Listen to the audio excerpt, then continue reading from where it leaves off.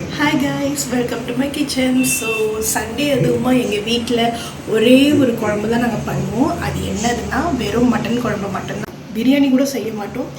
Even சண்டேல Christmas வந்தாலும் சரி, தீபாவளி வந்தாலும் சரி, இந்த மட்டன் குழம்பு எப்போவுமே சண்டேல இருக்கும். ஸோ வாங்க ரெசிபி பார்த்துடலாம். ஸோ நாங்கள் பார்த்தீங்கன்னா ஒரு 1/2 கிலோ மட்டன் எடுத்திருக்கோம். இப்போ நல்லா ஆயில் வந்துட்டு குக்கரில் ஹீட் ஆகிட்டுருக்கு.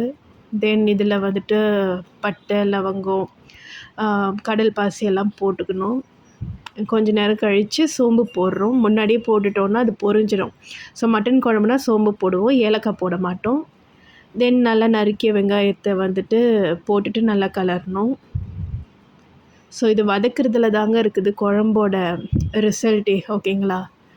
தென் வந்துட்டு நல்லா பச்சை மிளகாவை நல்லா நீட்டாக கீறி அதையும் போட்டுக்கிறோம். இப்போ நாங்கள் பார்த்திங்கன்னா இஞ்சி பூண்டு வந்து நல்லா கொரன்னு தான் அரைப்பேன். ஸோ அப்போ தான் வந்து இன்னும் டேஸ்ட் வந்து நல்லாயிருக்கும். கொஞ்சம் காரமும் நம்மளுக்கு வரும். ஸோ வந்துட்டு நல்லா அதை வதக்கிக்கணும். பார்த்திங்கன்னா ஒரு கோல்டன் ப்ரௌன் கலரில் வந்திருக்கும். ஸோ இந்த டைமில் நம்ம கரெக்டாக தக்காளியை கொஞ்சம் ஒரு பல்ஸ் மோடு விட்டுட்டு அதையும் நம்ம ஆட் பண்ணிக்கிறோம். தக்காளி அரைக்கும் போதே அதில் ஒரு 2-3 தழை புதினாவை போட்டு அரைச்சி ஆட் பண்ணிக்கோங்க. ஸோ அது இன்னும் நல்லாயிருக்கும் ஃப்ளேவராக. Few minutes later. இப்போ பார்த்தீங்கன்னா நல்லா வதங்கிடுச்சு. அந்த எண்ணெய்லாம் நல்லா திரிஞ்சு வருதுங்க, பார்த்தீங்களா? ஸோ இந்த டைமில் நம்ம தூள்லாம் ஆட் பண்ணிடலாம். ஃபஸ்ட்டு மஞ்சத்தூள் ஆட் பண்ணிக்கிறோம். அப்புறம் குழம்பு மிளகாத்தூள் எங்கள் வீட்லேயே அரைச்சது. நீங்கள் எது அவைலபிளாக இருக்குதோ போட்டுக்கலாம்.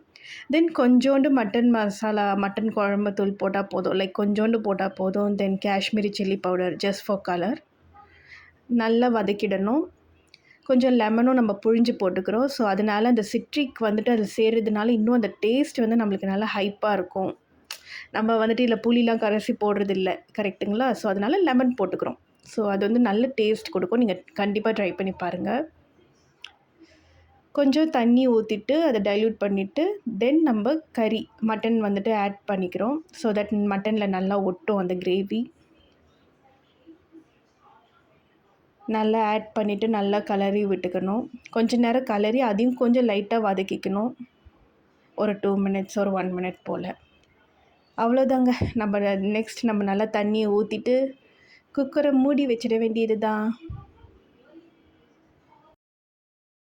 Few minutes later. ஸோ பார்த்திங்கன்னா நல்லா மட்டன்லாம் வெந்து வந்திருக்குது. சின்ன சின்ன பீஸாக நம்ம போடுறதுனால. அவ்வளோதாங்க, சாப்பிட ஆரம்பிச்சிடலாம். ஸோ நீங்களும் கண்டிப்பாக ட்ரை பண்ணி பாருங்கள். நெக்ஸ்ட் வீடியோவில் சந்திப்போம். பாய்.